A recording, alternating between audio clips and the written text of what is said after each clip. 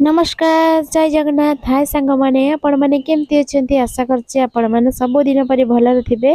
आज आसंतु विश्वकर्मा पूजा स्पेशल आमे पिठा बनैचे एटा को पिठा आपण माने कमेंट रे कहिबे। तो चलंतु आमे केमती प्रस्तुत करलु देखिबा। तो केते सुंदर देखंतु हेची। तो एबे आमे एटा होची अरुआ चावल ताको भल भाबरे बाछि देकी बतुरी दबा टिके। तो मु एठी 2 ରୁ 3 घंटा कि 4 घंटा पाखापाखि बतुरे देइथिली चावल को भल भाबरे धोई देकी सफा करिकी एबे हमर चावल भल भाबरे बतुरी गलानी। तो आमे कोन करबा ना ताको भल भाबरे धोई देकी छाणी गोटे जगह को रखी दबा। तो सेति पई मु देखंतु भल भाबरे परिष्कार पानी रे धोई देकी ताको भल भाबरे पानी गुडा को गड़ाई दउची। तापर गोटे जाली साहाय्य को छाणी दबा जेहेतु आमे ग्राइंडिंग करिबा तो पानी झड़ी जिवो सेति पई आमे गोटे जाली साहाय्य को भल भाबरे छाणी नेचु। एबे आमे ग्राइंडिंग जार रे देखंतु ग्राइंडिंग कर सालोनी भल भाबरे चूना ग्राइंडिंग हेची हमर। एबे आमे कोन करबा ना भल भाबरे चूना चालुनी साहाय्य ताको चलै दबा। तो देखंतु ऑलरेडी मोर एठी सब सरी गलानी। तो एबे आमे चलंतु खीर गरम करिबा पिठा पई। तो मु एठी खीर को 1 लीटर खीर नै हेची। तो भल भाबरे गरम कर देली।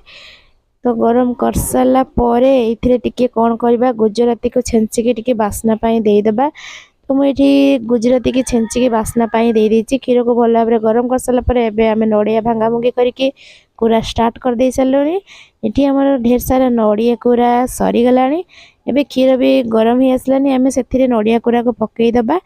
पकई की भल अल्प किछि चीनी दबा 2 चम्मच के 3 चम्मच चीनी दबा।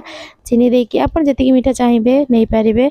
तो एठी कम मीठा नैची मु चीनी दे साला परे हम जो चूना रखितले ताको भल भाबरे देकी खळी दर सालोडी।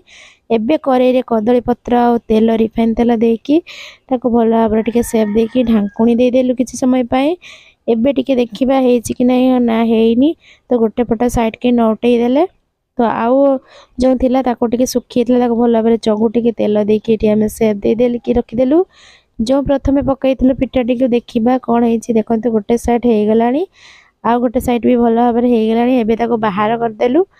तो आउ जो गोटे पिठा थिला मु ताको भल भाबरे कि ताको करे रे देकी ढांकुड़ी सालेनी से पिठाटा जो बाहर करतले। एबे ताको आमे काटिबा देखिबा केते सुंदर हेची पिठाटी देखंतु गोटे पटे टिके पड़ी हेची आ गोटे पटे बहुत सुंदर हेची।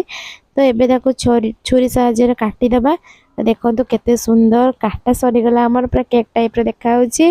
तो चलन देखिया बहुत नरम भी हेची आ टेस्ट भी लागुतला काहे कि ना जेहेतु खीर पड़ीतिला तो सेति पई बहुत टेस्ट लागुतला। मु टेस्ट करी कि आपण मन को देखैची काहे कि ना बिना टेस्ट रे मु आपण मन को माने कहि परिबिन जे केमिति हेची। तो